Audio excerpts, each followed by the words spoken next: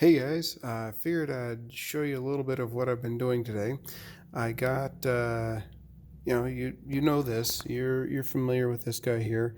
It's our beautiful new ATEM switcher, and everything's fun, happy, hunky dory. But I told you guys about this cool little gadget that I've got uh, kind of squared away.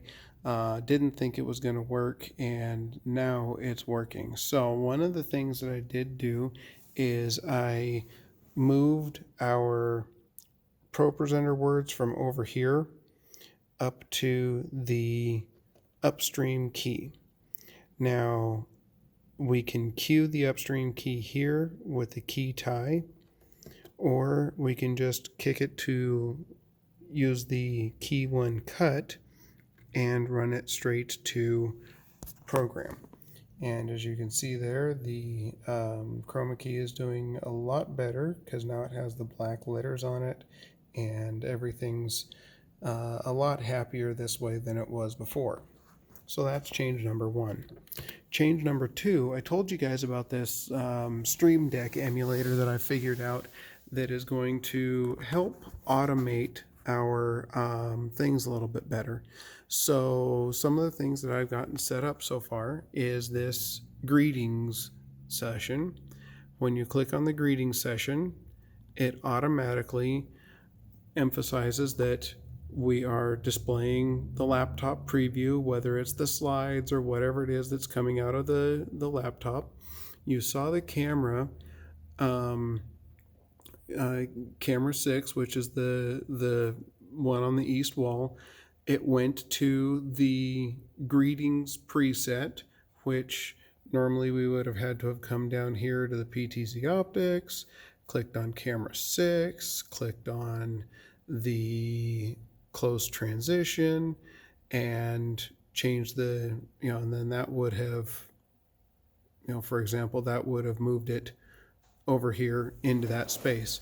Whereas pushing the one button not only fixed our camera 6 location, it not only set our input, but it also unmuted the microphone channel for the person doing the presentation. Now, I still have all of those muted here, but it's not muted over there. So they get up and they talk, and so we can go ahead and once they're ready, that's kind of like their preparation button, then we can go ahead and auto transition. It's going to cut over to the person talking, and then they're going to do their greeting and they're going to do their things. And then when they're done with their greetings and everything, it's time to start into worship. So what happens when we press the worship button?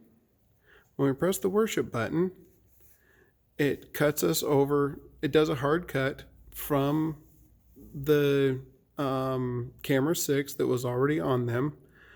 It zoomed them out. So let's go back to where it was. It was camera 6 was on close transition, and we were actively on camera 6 because we were talking to them. And so what worship did is when I clicked this worship button over here,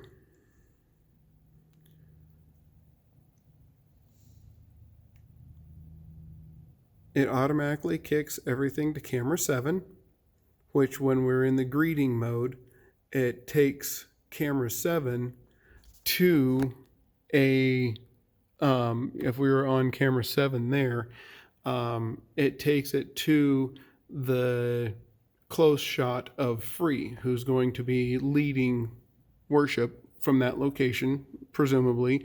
We'll just need to make sure that we keep these sets, when we program them Sunday morning, we keep preset number. We'll still use this software to set the close free or wide shot or whatever. We'll keep those like they are. Because the software is actually calling for camera 7,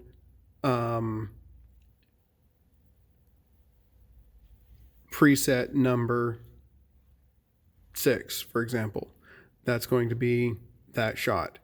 Then when I push the greeting button, you saw it automatically moved camera 7, getting it ready. So that when we hit the worship button, maybe I can back up here a little bit. When I hit the worship button, what it does is cuts to camera 7, refocuses camera 6 so that people aren't seeing camera 6 in the pre, moving and everything. And it also came over here and unmuted the drums and the instruments and the vocals. Unmuted everything all at once and muted all of the wireless microphones. So those microphones automatically, with that one button push, are muted. Then I've got this worship 2 isn't quite programmed yet, but pastor prep. So we're finishing up worship, or we see Pastor Steve heading up to speak or to do something. We can push pastor prep, and what it's going to do, it's going to very simply cut over to camera 7, refocus camera 6 for the wide stage or the close, preaching location shot, and set it in the preview and unmute his microphone over there. Granted, it's still muted here, so whoever's running sound is going to have to make sure to unmute there. But it is ready to go, so that when Steve takes the stage, all we have to do is hit the transition, and it's automatically over there on Steve, ready to go. I'm hoping that these little things are going to help automate our setup, because before we would have to, in the PTZ Optics software, we would have to jump to, see them up there. Okay, we got to jump to here, and we've got to find the right preset that we're looking for, close preacher, okay, hit that, then come over here, make sure that it's up in the preview, go over here, make sure that that microphone's unmuted. And especially if there's one person running this, it can get very labor intensive trying to jump between all the different things, whereas this one button took camera 6, focused it on Steve, put it in the preview window, unmuted Steve's microphone, and got it ready for us to transition straight to Steve. So I'm hoping that these sorts of things, I've got 15 buttons on each page, and there's 100 pages of buttons, 99 pages of buttons that we can program.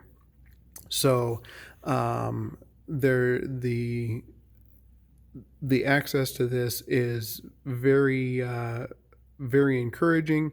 We can control the ATEM, we can control the cameras, we can control the mixer board. Hopefully I can get lights configured on it as well, so that it can talk to the lighting control board, and we can get all sorts of controls set up on this. Have a great evening. If you have any questions, just text me.